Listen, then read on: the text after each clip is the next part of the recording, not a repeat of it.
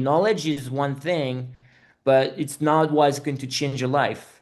What is going to change your life is when you start living from that knowledge. Thank you for joining me on the To Freedom podcast. My guest today is Kevlan, a transformation facilitator, author, and creator of Becoming You, a 21-day program designed to help people break unconscious patterns and reconnect with their authentic selves. After years of studying consciousness and human potential, Kevlan discovered that knowing how transformation works and actually living it are two very different things. His work is built around a powerful idea. Transformation isn't about becoming someone new, it's about returning to who you've always been. Kevlan, welcome to Freedom. Hi, Kevlan. I am so happy to see you over Zoom. Yeah, thanks, Marina. I'm glad to be here. Thanks for the invite. You are so welcome to tell our audience we actually met in person. That doesn't always happen for me, so it's great because when I saw your form come in to be a guest on my podcast, I recognize your name because we are in a group together, even though we've never met, and such a unique name, Kevlan. And then I looked up your phone number to make sure it's really you. So it was lovely, and then we met in person. Yeah, I mean, actually, when I applied, I had no idea it was you. And then when you messaged me, I'm like, oh, wait a minute. And then I looked at the group. I'm like, oh, yes, she's in the group. So that was quite the synchronicity, actually, to just messaging you and living in the same city and being in the Exactly, same group. So exactly. yeah. Yes, and it's I think you're a little bit more involved in the group than I am. I tend to really my life is quite busy, so I tend to be involved in things and I cannot always be as active as I would love to be. But I saw your name there and it was like, wow, it almost feels like family. Yeah, So that's exactly. I great. love this. Yes. No, it was I and just for our audience, we were contemplating doing this actually in person, but then I started to think, okay, but the setup and what if it doesn't work? And then I waste your time and I waste my time. So here I'm back at what I know. And so anyway, welcome again, Kevlin. We're gonna dig quite deep into your story today and into your book that we already talked about in the introduction. So let's start here. Before we go to your book, I want you to tell our audience who was Kevlan before 2021? What was your life like? And what would people have seen on the outside? Yeah, and it's a very interesting question because people will understand the change, the before and after. And before I was really, I worked for 15 years building a career in the corporate world. So I worked for different organizations ranging from startups to multinational across different countries. So I worked in France, I worked in the US, I worked in Canada. So I was really dedicated to my career. I wanted to climb the ladder and follow that career that I thought that was for me. But at the same time, I was also always a deep thinker. So I was always, asking questions to myself, trying to understand what it means to be human, what we can do. And I was also interested in esoteric teachings and science, like bridging them together because I have a engineering background. So that's really, science has always been something that I was passionate about. But at the same time, I was also connected and I was also interested in topics such as spirituality and getting these stories of the ancient wisdom and things like that. So I was, working in a corporate world, trying to climb the ladder and have a normal life. But at the same time, I was always a deep thinker and I was trying to understand, go a little bit deeper than I would say the normal people with their life and trying to understand and reconnect the two stories, one from science, one from Interesting. Yeah. spirituality together. So that was really what I was before everything started to shift for me. So there was a turning point then, and you described to me that hearing a quiet but undeniable voice that said, "It's time to go home to yourself." Can you take us back to that moment? Yeah, so prior to 2021, as I was going through because I was, I wanted to, I immersed myself in fields such as quantum physics, neuroscience, consciousness, ancient wisdom, trying to get answers about myself, about the world, about what it means to be human. And as I was going through that journey, I had a realization, and this realization was really, oh, we are much more powerful than that I thought we were. We're much more than what we've been led to believe. So that's really, we are not simply victim of circumstances, but we are actually the active participant in creating the life that we have. So that was really the realization that I had. So that was very empowering, but at the same time, it was so it means then everything that is not aligned in my life, I have to take ownership and responsibility for it. So that was kind of this realization. And as I was going through this realization, I realized that, oh, wait a minute, there is part in my life I'm not aligned with what I truly want to be. I'm not aligned with who I really am deep inside all those layers.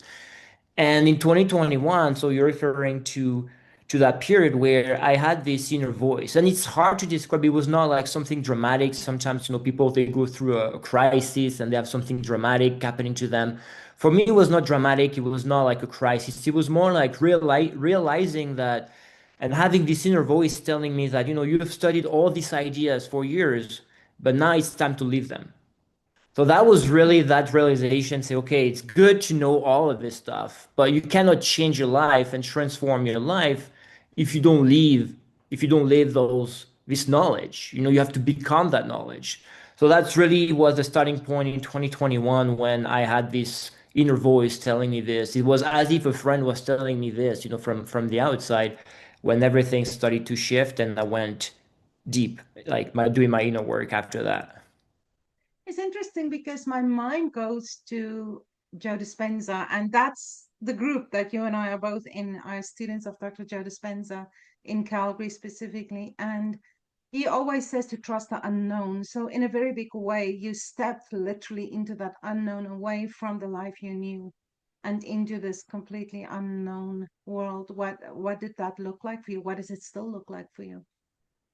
Yeah, and it has been progressive. So initially, when I went through that realization, the first step that happened to me was doing my inner work. So trying to understand, okay, why do I have the life that I have? Why am I not doing the things I really want to do? What is blocking me? What is preventing me from becoming that person right now? So I was really about having this self-awareness about myself and trying to understand what was blocking me and trying to be honest with myself and looking at my life honestly, objectively as much as possible and trying to understand, okay, what is shaping my life today that is unconscious or that is blocking me from going to the next level and removing, because that's what I call like removing the mask that I built over Yeah. the years, working in the corporate world. I just built a mask, a persona, as I like to say. And so it was all about trying to remove that mask. So it's been progressive, and I'm still in the process. Obviously, even 5 years later, there's still another layer, another layer, another layer Yeah. that I realize, oh, there's still that part of my life.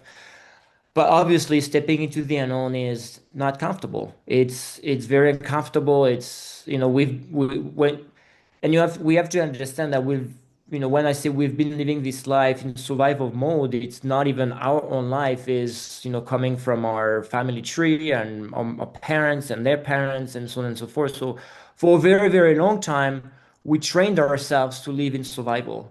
So Mhm. that's a default mode. We want to control, we want to know the outcome, we want to predict how things are going to happen.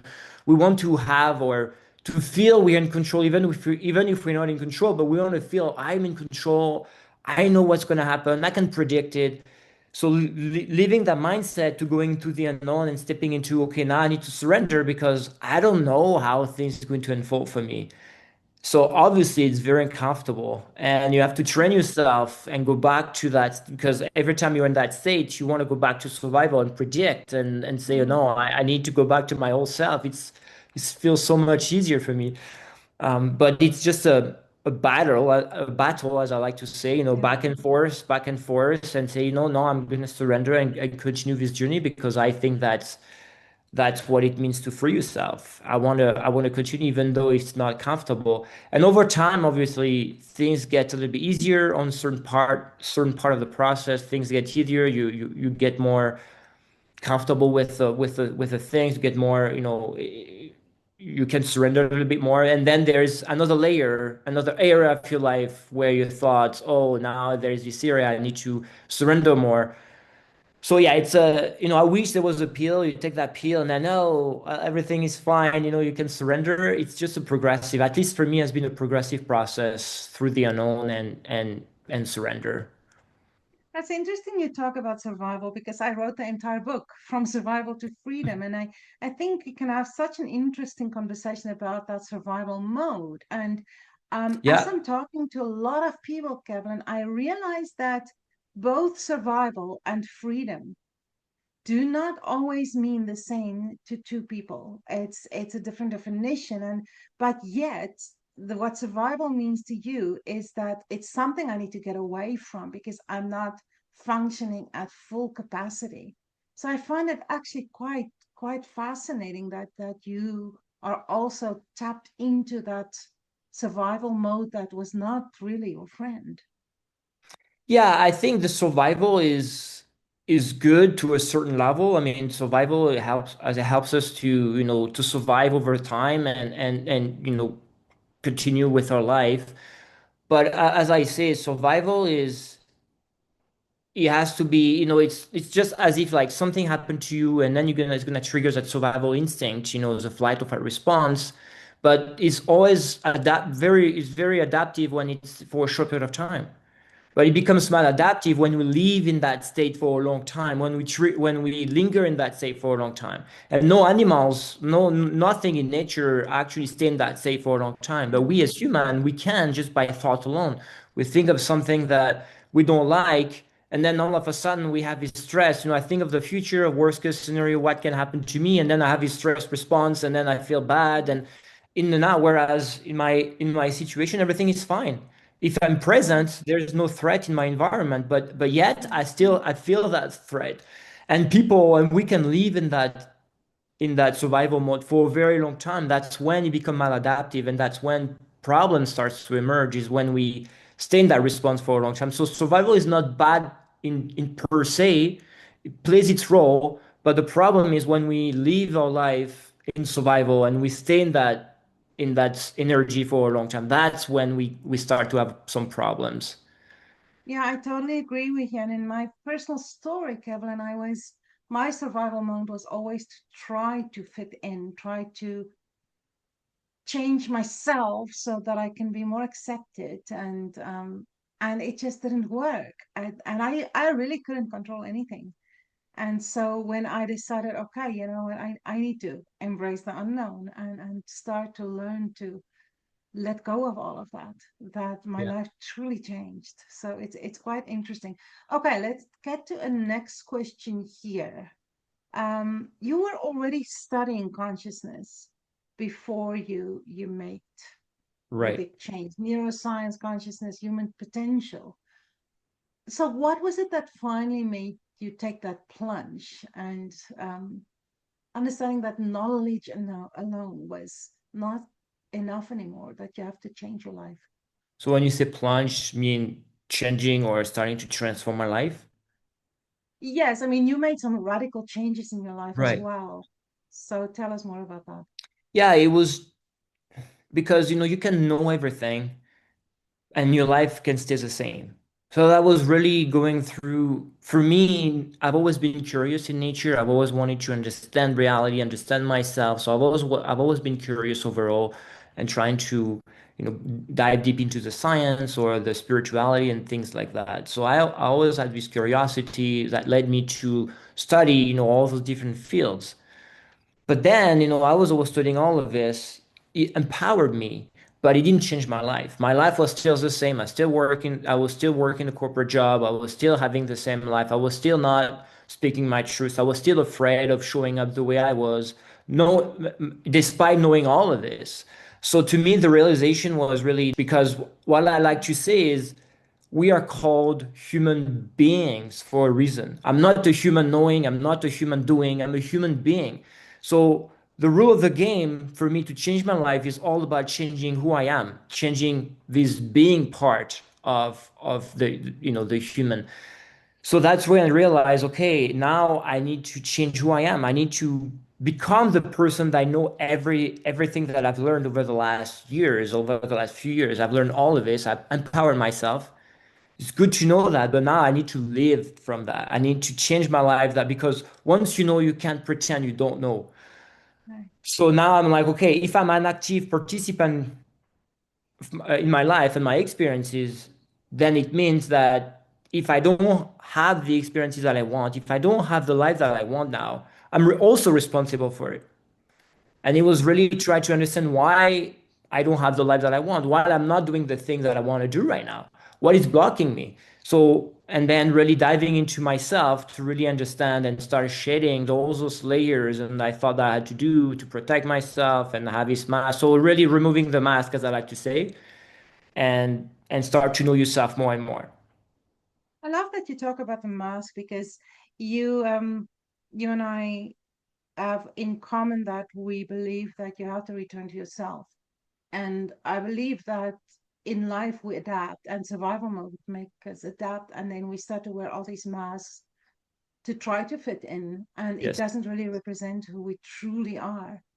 So what did you have to face with the mask that you have to remove? It takes a lot of courage.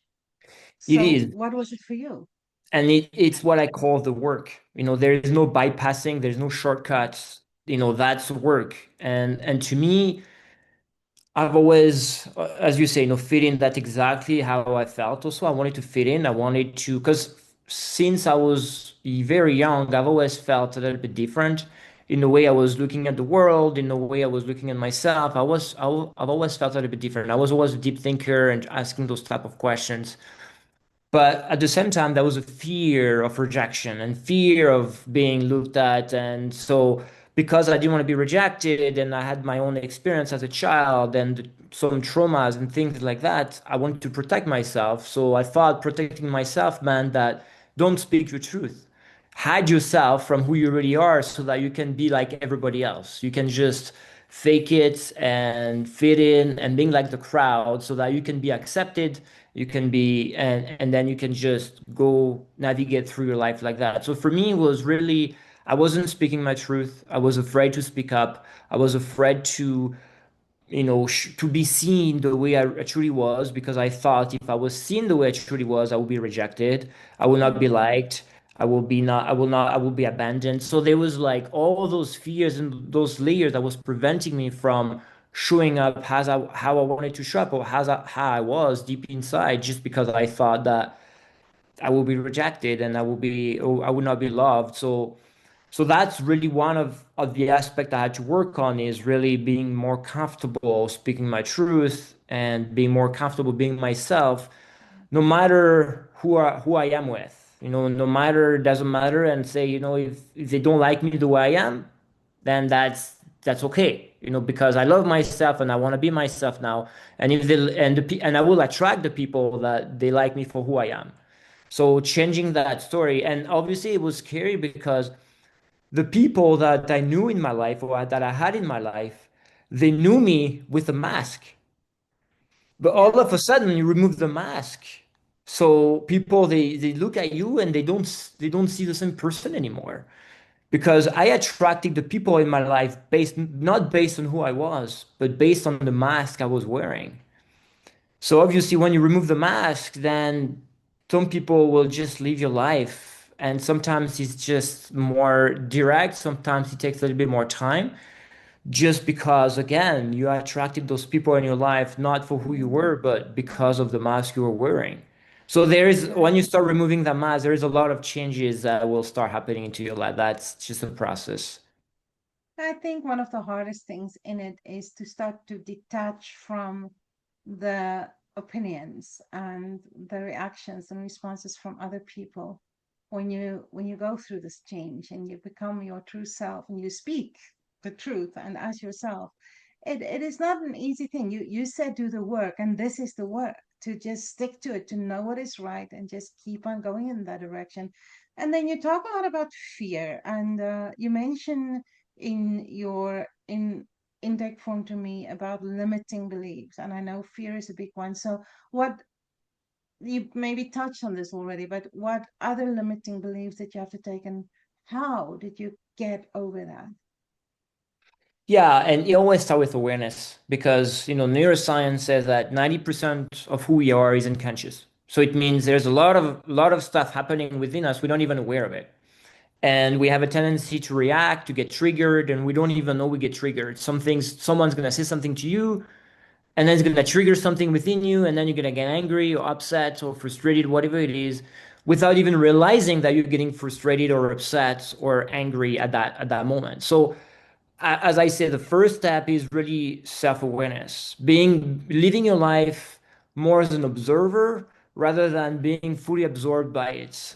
So if I it doesn't mean I don't get triggered, but if I get triggered, I will observe myself and say, "Oh, why do I get triggered? Why did you tell me that is trigger something within me?"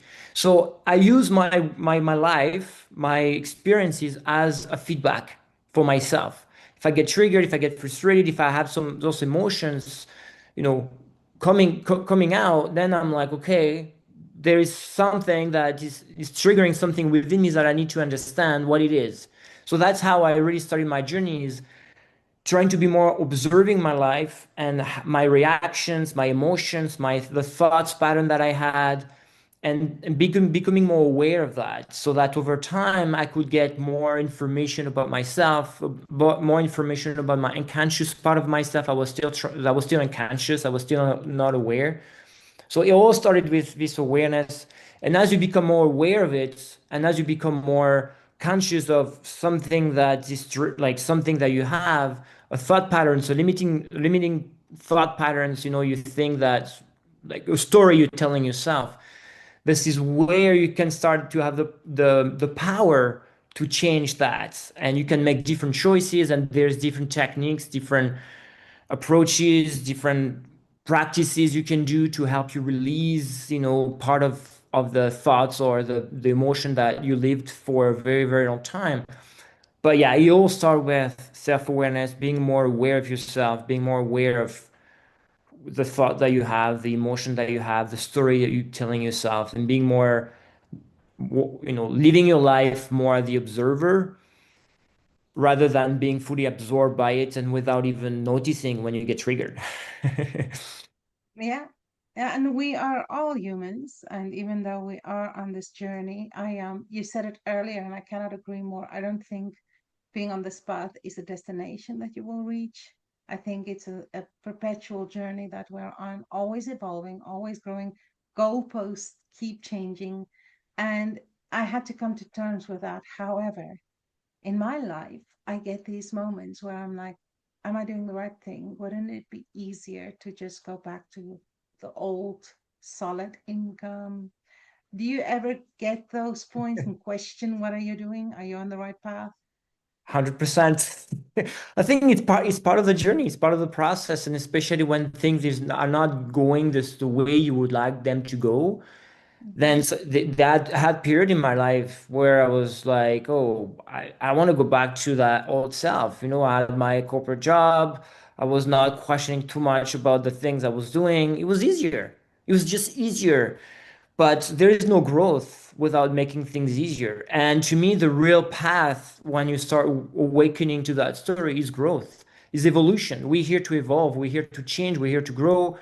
And as we grow, we need to stretch our boundaries. And obviously, when we stretch our boundaries, it's uncomfortable because now we're like trying to, do things that we've never done before, and do things that or act in a way we've never done before. So it's the unknown. It's like, but it's part of the process. So, and now that I am in that process, it will never be comfortable in my life because I will never get to a point where, oh, okay, now I'm good with it. My business is working well, and I have this, I have that, and I'm gonna stop there. No, until I leave this world, I'm just going to be on that evolutionary path.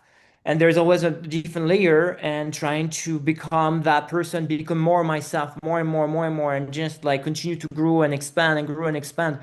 And this process is obviously, it's up and down, and there is sometimes we question ourselves like, why am I doing this? But at the same times, when we also have to understand, sometimes we experience such level of freedom within us that it's so worth it. I had time where when I had this feeling and it came out of nowhere, not trying to force anything. I was not meditating, it just came out of nowhere. This feeling where the only word I had at that moment is I am home.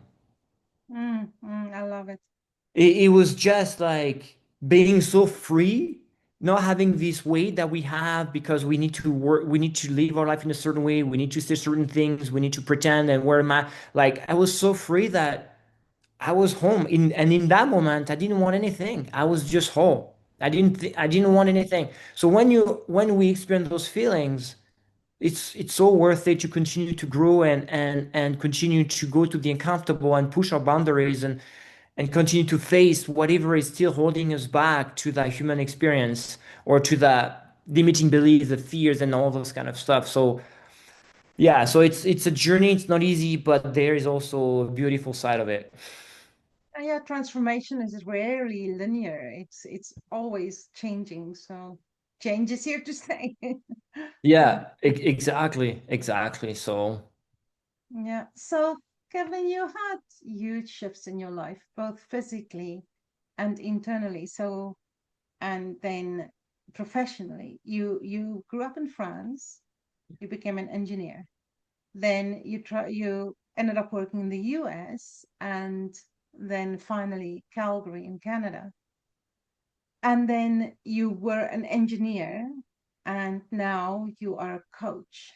So that's some huge changes in your life. Can you tell me, looking back now, do these different versions of Kevlin feel like a completely different person, or was it simply the real you waiting to emerge? yeah, and that's a good question. I love that. And what I would say is transformation is now becoming someone different.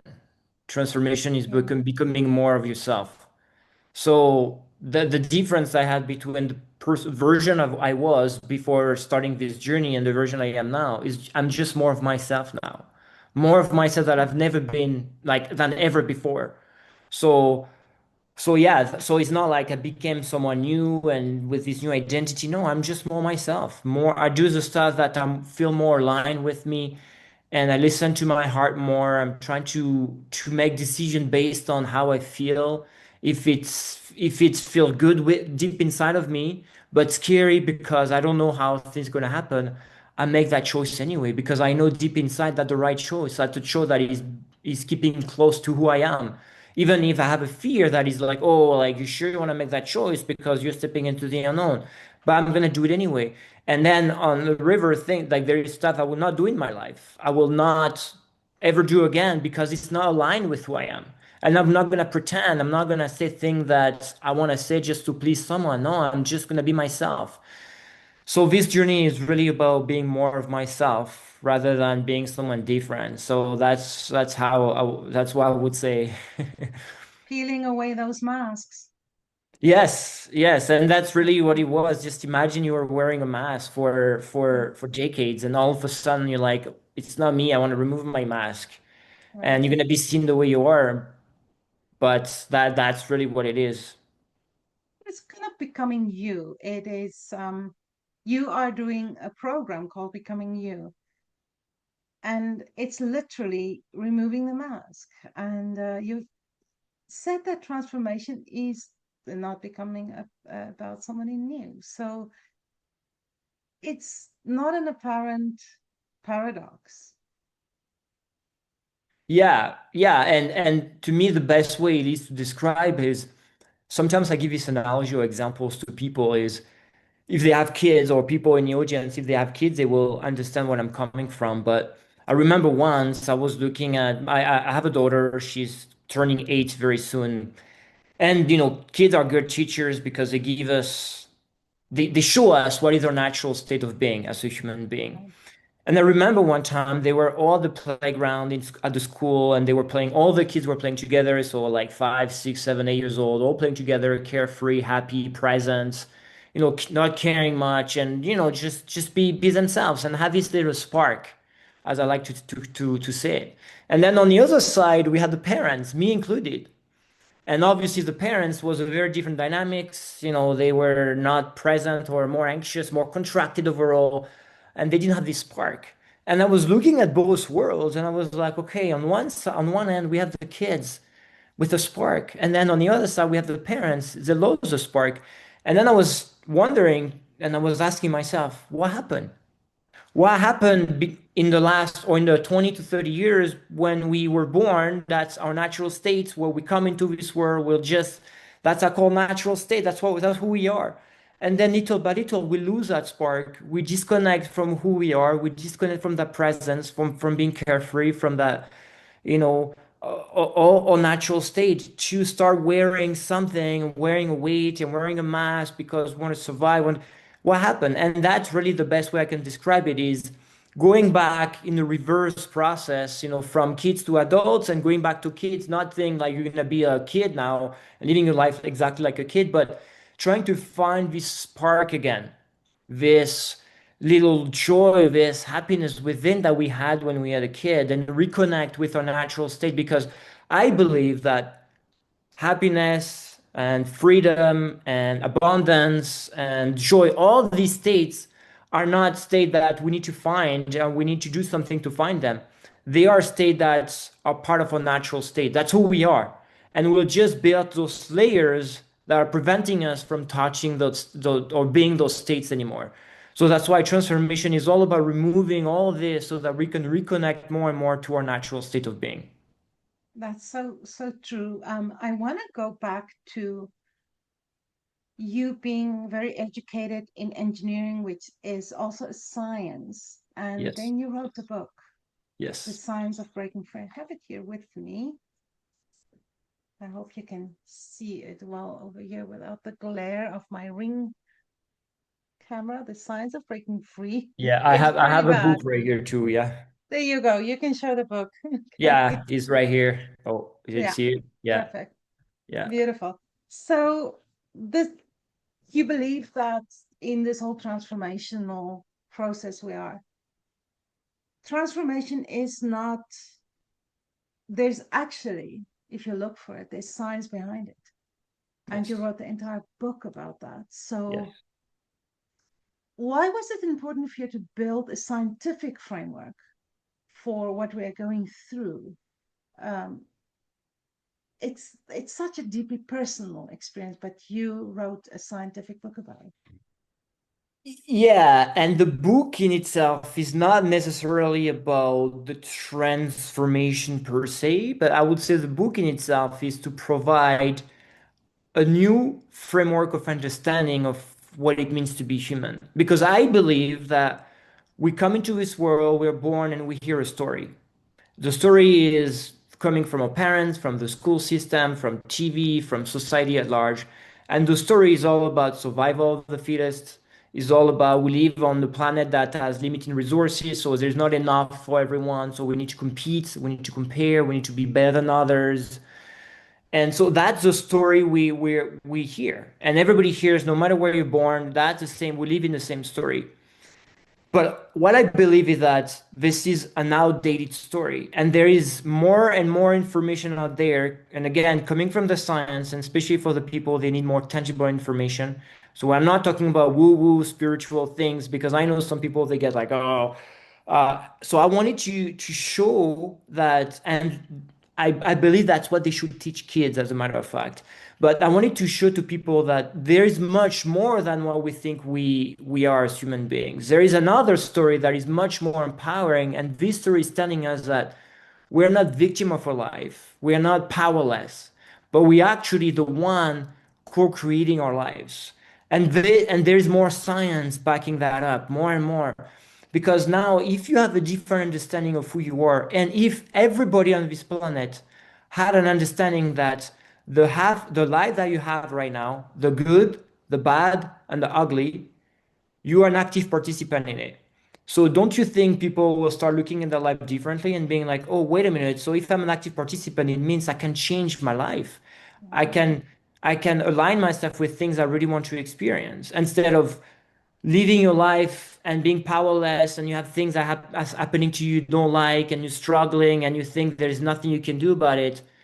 That's a very different way of looking at life. So that's why I thought I decided to write this book is really I wanted to empower people because this book is all about empowering people and showing them you're much more powerful than you think. And there is a way for you that you can actually change your life and decide to have a different life no matter what how hard your life is today. There is a way and you can change it. So it's so that's really the reason why behind I decided to write this book. And I wish we could teach that because there is more and more. And when I say new science, it's not even science from yesterday. It's science from it's been 1 century. So it's not like new things emerging. Like when it comes to quantum physics, it's not new. It's been it's been 100 years that people have been talking about it. So why are we still teaching the same story to our kids? Why are we still telling them that they are a victim of circumstances? Why are we telling them that they have to compete, they have to be better than others, they have to be, so you have to survive? Why are we still saying that to our kids? And then little by little, they're losing that light within because they think that they are simply victim of circumstances and they have to fight, they have to, like, why are we doing this? So that's why I thought it's very important now, especially when you look at the world right now, that people need to understand that there's another way to look at life. Absolutely love it. And I really encourage people to buy the book. And my husband is an engineer, and it's the kind of book that he loves. So it's really wonderful that it broadens the audience to people who are looking for a little bit more proof. And you and I both have been to a Joe Dispenza conference, both in Denver, different years though. And he always says that this is not pseudoscience anymore, because if people don't know this, they have researchers that brain map and do a lot of research at his conferences.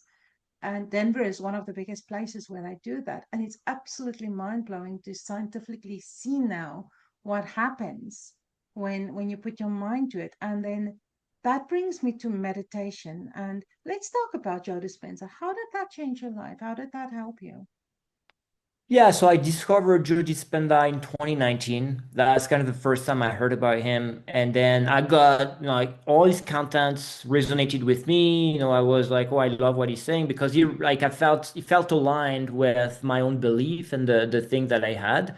So then this is when I decided to read his first book, changing, I can remember, but not Breaking the the, habits of being yeah, yourself. Yeah, breaking yeah, the habits of being yourself. So that's what I started. And because I've always loved science, and Jody Spenda also liked to talk about the science part of it, he yeah. always like he resonated with me. Even when you dive into the book, sometimes it's a little bit more sciencey. But for me, like, oh, he speaks my language. It's easier for me to understand. And it was helping me to convince myself also my scientific mind that there's something else. So that's really what everything started with Judy Spanda. It was expanding my understanding about myself. And then obviously, like going to the second book, Becoming Supernatural, that I read as well. And then, I was like, I need to go and Yeah. experience that. I have this experience there. But then COVID happened and things happened. I couldn't really make it. But then after that, I went to, I remember it was in 2024, and I went to Gaia TV, like Yes, for a yes, conference. I yes. was in Boulder for the conference, and it was different people. And one of the person that was there, like speaking, reminded me a little bit of Joe Dispenza. And I felt like that person touched something within me because I felt emotional during that time. So when I came home, I was like, oh, I need to go see Joe Dispenza. I had a little taste of it. I'm like, I need to see him. So as soon as I came home, I looked at the website and I saw I was going to Denver, and I just bought my ticket right away without even thinking about it. And then I went to Denver, and it was absolutely like mind blowing, like mind blowing. It was phenomenal, like very hard to describe. For It is it's hard to describe. To me, Yeah. it was that experience of an expanded love that I've really never experienced in my life. And I think it changed me. I really, I don't even think that I know that it did. So it's amazing. And I brought that up because, reading your book, I can see like Bruce Lipton you wrote The Biology of Belief. And so you write The Science of Breaking Free. So I see such similarities with Joe Dispenza and Bruce Lipton and Greg Braden. in your work. And I thought it's quite brilliant how it brings it all together. And even some of the concept that I actually learned in Denver, like the Fibonacci sequence, you bring that up in your book, and I think it's quite amazing how you tie it all together. Thank you very much. Yeah, and I tried to, because again, I have a scientific mind, but I didn't want to make a scientific book. So people, if you don't have a scientific mind, oh, I can't read that book. I tried to make it as simple as possible. So I don't dive like super deep into science. There is obviously references for people they want to know more, but I try to just bring the concept, what where it's coming from, and bring some analogy so that people can understand what I'm trying to say. Because yeah, I know people can be sometimes it can be complex, and when especially when you say oh, quantum physics, or like, it's not for me, it's too complex. But I try to make it not like that. So in your work that you do today, becoming me, um, do you use any of these methods then, like meditation? Yeah, I use some tools and techniques. So meditation is part of it because I believe that meditation is a nice tool to help and bring mindfulness into your life. Because when I explained initially, the first step for transformation is self-awareness, being aware of yourself, being aware of your unconscious self. And one of the best way to do it is meditating, not as if you're trying to not think, but use meditation as a way to know yourself. What thoughts do you have? What emotion? Where do you feel? So taking that time to rest a little bit and listen to yourself and spend more time with yourself. So it's one way of mindfulness is one way of experiencing mindfulness. But there's other ways like breathing is very powerful, and I talk about breathing in my program. There is different like one approach that I love is the power of our voice. I always say our voice is a spell. Whatever we say, we become, and that's why in magic shows they use the word abracadabra. But abracadabra comes from a very old language spoken by Yeshua, so over 2,000 years ago, and abracadabra means I create as I speak. So they understood back then that whatever we say with our voice, if you say it consciously and connect with that frequency, you can actually start changing yourself also just by having this conscious, using your voice consciously. So I mentioned that, and I give some examples in the book also when I talk about the Emoto experiment, and how you affect water, and that's why people they bless their Exactly. foods and things like Yes. that. So we have a lot of power. We just don't remember that we have a lot of power. So it's really reconnecting ourselves more and more with the different things, like as simple as talking, be more conscious about what you say and use it as to create your life, use it Right. to heal yourself. You use it instead of how many times sometimes I am with my friend and they say some things like, oh, I'm stupid. And I'm like, be careful what you say, right? Because Exactly. it's just unconscious, oh, I'm stupid. But be careful what you say, because if you say it and again and again and again and again, then you're going to believe it. I So, have so many examples of this. We where you put your focus, you create energy. And if yeah. you focus on the fear and on the, oh, what if this happens, and the what ifs in life, and we live in such a fear-based society these days that no, we don't have to live like that. It's just incredible. I have a very real example, Kevin, where you and I met the other day in Aspen and Yeah. in Calgary. I did a little medical treatment in that area. And so I had plantar fasciitis, so I needed to get rid of it. And I tried many Western things, and nothing worked. And I finally went to this little treatment, and lo and behold, after my first session, he's like, okay, this really works. And I realized that I have to go back. But I want you to get a monthly subscription of $418 when you include tax. And um, I said, no, I'm traveling. And I just want to get over this. And that's all I need. And so the manager said, okay, why don't you do 1 month, and we'll don't do a subscription. You just do 1 month. I'm going to put a note on your file, but then to pay for a single session is $140. To pay for a month, it's 400, so it works out to $100. So it's much cheaper. So I decided to do that. Make sure They know that it is not a continuous membership. Anyway, realized coming back from all my travels that they still charge me. Oh. So the person who put all this on my file doesn't work there anymore. So when I wrote them, I called them and they said, no, this is the contract, this is how it works. And I just started to say, this is not how it's going to work for me. And I started to meditate and I started to say to myself, they are going to give me all that money back, which ended up being $1,200. And they're going to give me that money back. I'm going to give me that money back. So I wrote a very nice email to the new manager and I said, no, this is, you can go check on my file. And I just kept saying that because maybe he had the right to say, this is the way we work. And you just wasted all this money.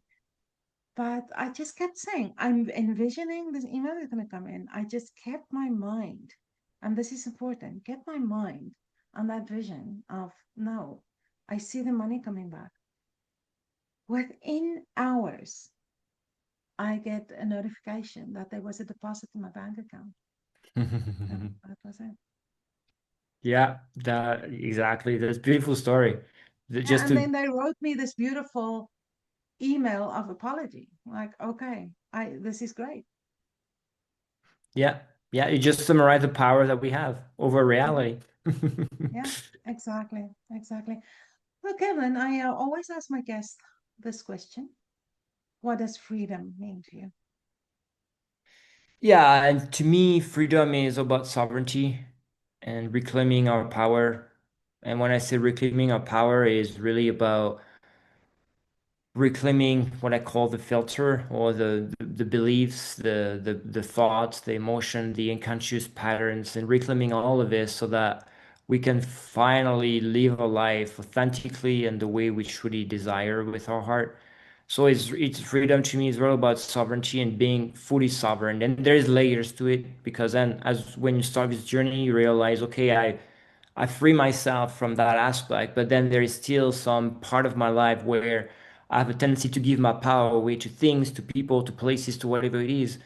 So it's little by little trying to reclaim that sovereignty more and more and more and more and more and more and live completely free from all those circumstances and navigating through life not by being absorbed by the movie, but by observing your life and whatever you're experiencing and using that as feedback to know more and more about yourself. So that's what I say about freedom.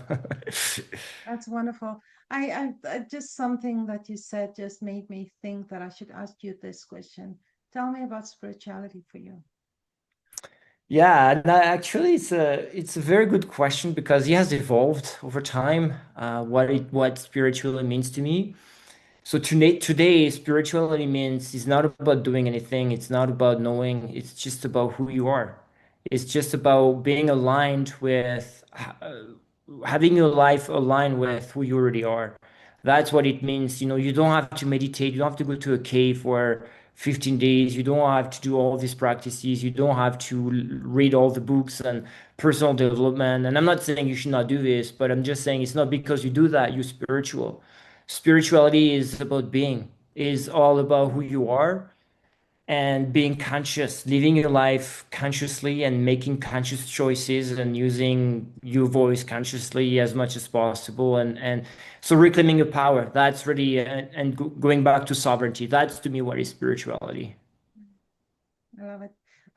My husband wrote a song in 2008 called Where uh, it actually went through an evolution of the names.